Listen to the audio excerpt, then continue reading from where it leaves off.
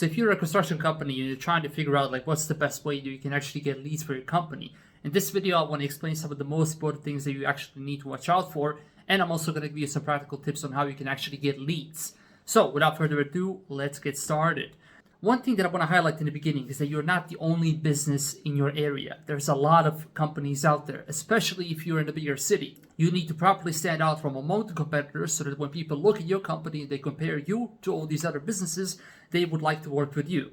Without understanding exactly what your customer is looking for and how you can actually help them, how you can fix their problems, then of course you're not going to be able to properly present that message, and people are not going to look at you differently. Because when you understand exactly what your customer is looking for and what kind of problems they're trying to fix, and when you understand exactly what kind of customer you're looking for, then you can properly craft your message and you can properly market your business and you can attract these kind of people to your company. One of the easiest ways that you can differentiate your company from all these different companies is to properly showcase your previous work. Just by properly showcasing the work you do to these people that are looking to hire you, then you can easily stand out from all these different businesses, because I know so many companies that do incredible work, but if somebody were to go on their website or on their Facebook pages and stuff, they wouldn't be able to see this. So imagine how your company looks to others from their point of view.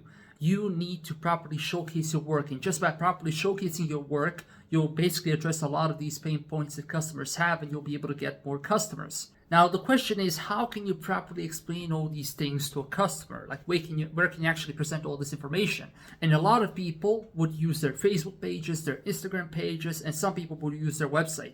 The reason why I prefer websites over these different platforms is because you have a full control over your website. Meanwhile, you don't have full control over Facebook.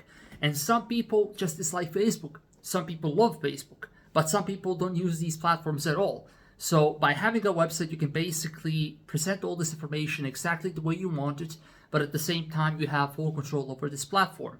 With that said, I'm not saying that you shouldn't use Facebook, that you shouldn't use Instagram. You should definitely use those platforms. I actually advise all of my clients to add as many Facebook posts as they can, to post frequently and stuff, because this way you are letting people know that your company is in business. But you shouldn't only focus on one platform. Even if your website is amazing, you should still have a Facebook page, an Instagram page, and you should also have a lot of great posts there.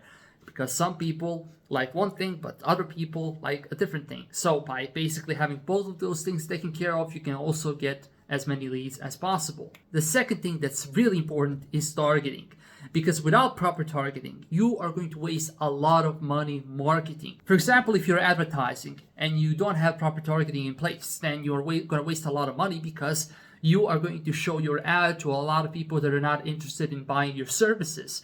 And you will basically spend money trying to get these people to work with you, and these people are just not interested in working with you. That's a really simple example, but one of the most common examples and one of the most common mistakes that people do is, for example, when they're advertised, they get a lot of bad leads. The reason why they're getting a lot of bad leads is because a lot of these people are window shoppers. They're just not interested in taking action, and a lot of these people are maybe just looking to get additional information, or they didn't understand your ad properly, so they fill out the form, but they're not actually looking to work with you. So to avoid these issues and to avoid wasting money, you need to have proper targeting in place. Now, if you could magically show up when people from your local area are looking to hire a contractor, then you could get a lot of high quality leads, because these people are highly qualified. They already know what they want, and they're just looking to find somebody to basically pay to help them, put their vision into reality. And you can actually do this, and it's not magic. It's basically just showing up on Google, because a lot of people are going to go to Google and they will search for the services that they need. But if your company can show up here, then of course you can get a lot of these high quality leads. And this is one of the main ways that I actually generate leads for my construction company clients.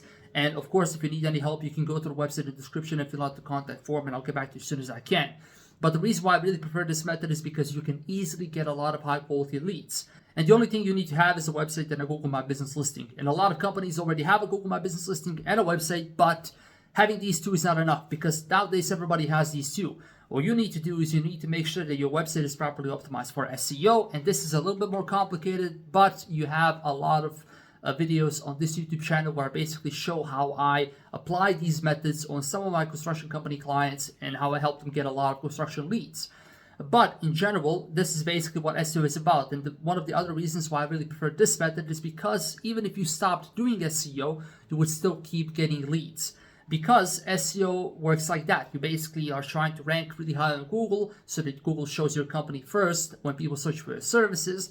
And then, of course, this way people will be able to easily find your company when they search for your services, and you will be able to get a lot of leads. Another thing that you can do is you can buy leads as well. And I'm not against buying leads, but at the same time, I advise all the construction company owners to be really careful when it comes to buying leads. First of all, it doesn't work for everybody. It really depends on the location that they're in. But if you're willing to risk some money to test these out, then I recommend you to check out Yelp, to check out Angie, to check out Thumbtack. And again, even though I know some construction company owners that are utilizing these platforms and they're getting leads from these platforms and they're profitable, I also know a lot of business owners who wasted thousands of dollars on these platforms and they weren't able to get any money back.